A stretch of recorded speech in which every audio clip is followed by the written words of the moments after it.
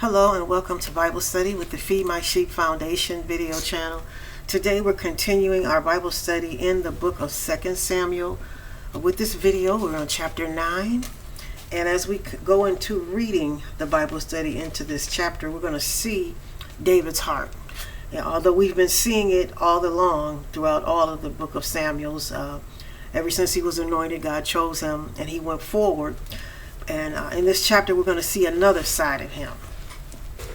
And even further on into the other chapters, we'll see another side. But this one, these next two chapters, we're going to see how he thinks in consideration to those that do right by him. Okay? So chapter 9 says, David said, "Is there yet any that is left of the house of Saul?" And also how he keeps his word. Okay? And how he is an individual who says what he says he's going to do, and he does what he says he's going to do. And it says here that he asks, "Is there any person left from the house of Saul that I may show kindness unto him for Jonathan's sake?" Okay, because as we've read throughout the Word of God in the previous chapter, in the previous book, that is, and chapters out of 1 Samuel, we saw that David and Jonathan became close friends. Okay, like brothers, bone of one another. That's how close and tight knit they were toward one another. And Jonathan always told him about the different things that his father Saul was seeking out to do against David so that he could get away from it. So God used him mightily to help David to get away from the evil that Saul was trying to come up against him with. Like, again, the Holy Spirit he represented in David's life, how the Holy Spirit will uncover those enemy tactics that the enemy is trying to do against us, so that we can get away. We can be made aware. We can pray against those things. And so that's what Jonathan was to David. And so it says, "And there was of the house of Saul a servant whose name was Ziba. And when they had called him unto David, the king said unto him, Are you Ziba? And he said, I am thy servant, he whom you asked for. And so the king said, Is there not yet any of the house of Saul that I may show kindness of God unto him? And Ziba said unto the king, Jonathan has yet a son, okay, who is lame from his feet." So Jonathan has this son who's lame from his feet. And the king said unto him, Where is he?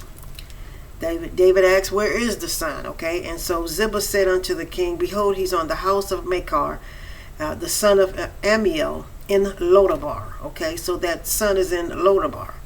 So David sent and fetched out of the house of Machir the son of Amiel from Lodabar.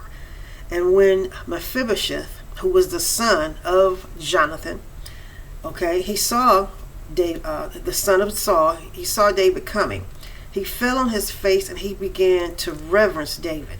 Okay, and David said, Mephibosheth. And he answered, Behold, I am thy servant. And so David said unto him, Fear not, for I will surely show you kindness for Jonathan your father's sake. And I will restore to you all the land of Saul thy father, and thou shalt eat bread at my table continually. So Mephibosheth, he bowed himself and he said, What is thy servant that thou should look?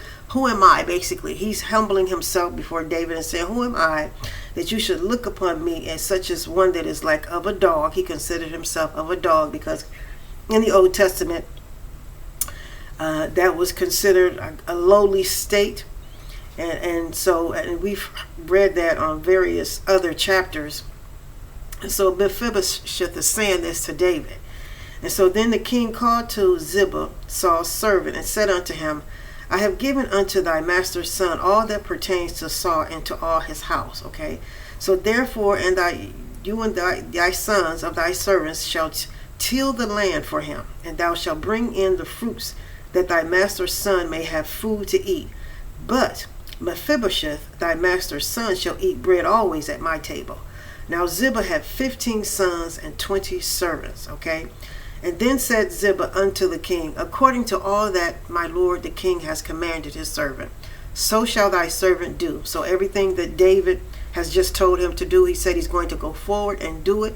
And as for Mephibosheth, says the king, he shall eat at my table as one of the king's son. Okay, so that's the love and the favor that King David is extending out to Jonathan's son, who's lame, Mephibosheth. Okay, and he says, and Mephibosheth, he had a young son whose name was Micah, and all that dwelt in the house of Ziba were servants unto Mephibosheth.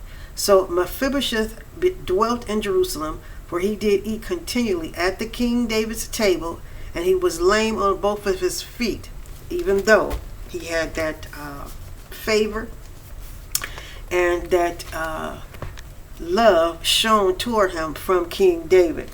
Now we can also see that, again, as King David is saying this, he is also fulfilling his promise, his covenant that he made to Saul after Saul repented for doing wrong toward him, okay, for pursuing after him, because David could have taken his life. David could have destroyed his whole tribe, of the tribe of Benjamin, all of his people's genealogy. God could have given him authority over him to do that because of Saul's behavior toward him, because he did give him authority over God did give David authority over Saul's life in order to prophesy his death. Okay, so nevertheless, we can take a look back at 1 Samuel chapter 24, beginning with verse 16, at where David and Saul were having that conversation. And it says here, it came to pass when David had made an end of speaking these words to Saul, that Saul said, is this thy voice of my son David?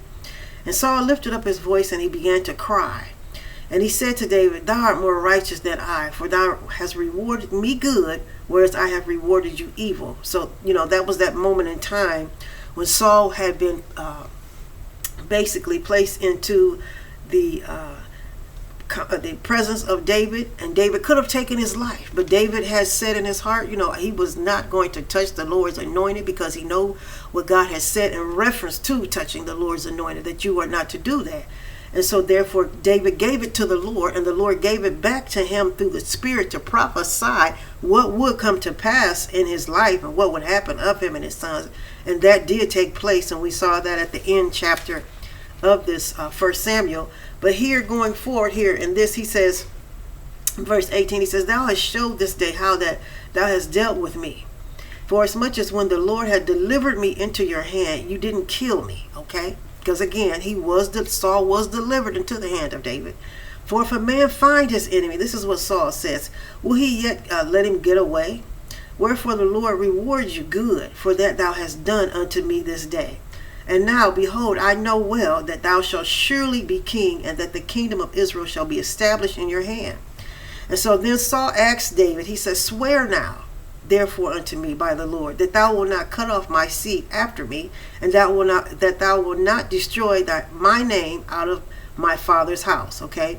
Now again, even though we know how God felt about Saul and all of his rebellious witchcraft behavior, he was disgusted and discouraged, and that he had ever made him king because of his rebellion, and then because of him seeking familiar spirits, and instead of repenting and going back to the Lord, he was still trying his best at any cost to go forward as king whenever God had basically relinquished his kingship over Israel. But he continued to go forward as such, but he was not that anymore, because again, we know what God said in reference to his behavior after he did not do what God told him to do in battle against the Amalekites, that the fight was that he was having. And the king, he decided to save the king Amalek and also take of their possessions. And then he pursued David for no earthly reason and wanted to kill him. And he was anointed. So there were many things that Saul did that disgusted and grieved God. And so therefore, even though he was still acting like a king, God's anointing was no longer, God's presence was no longer with him. And we know that from seeing how he began to seek out familiar spirits, okay? And those that were able to get in touch with familiar spirits because God was no longer speaking to him, okay? But so here we see, though, that in these two verses, verse 21 and 22, David swore unto Saul, and Saul went home. But David and his men, they got them up and left from where they were among Saul. But nevertheless, David did make that promise, that covenant with Saul, that he would not destroy his people. And he only did that because, again, of the type of heart that he had toward the kingdom of God. Okay, his reverence for God. Okay, because Saul and all that he did toward David, as Saul even stated, when a man finds his enemy, would he, normally he would not let him get away, but he would kill him. He would destroy him because he was trying to destroy him. But nevertheless, David knew that God was mightier than all of that which Saul had done, and that God would handle it. He would take care of the situation, and he did very well, without a doubt.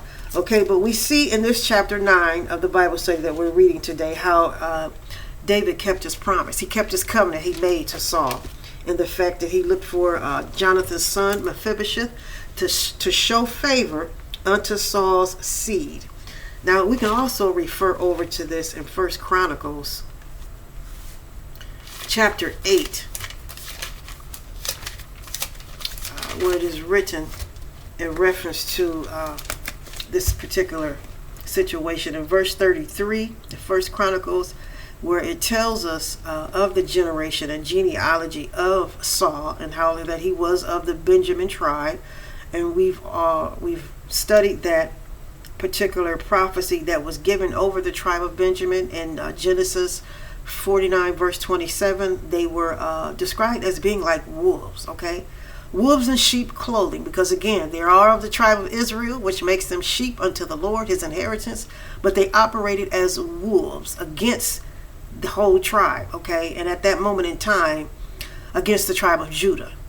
So verse 33 here tells us Ner begot Kish, and Kish begot Saul, and Saul begot Jonathan. Okay, and it goes on down to verse 40, where it continues with who the sons of Benjamin pertained to at that moment in time. All right, so that concludes our Bible study for chapter 9 of 2 Samuel. God bless you and God be with you. And I'll see you on our next Bible study as we continue with the Feed My Sheep Foundation Bible Study video channel.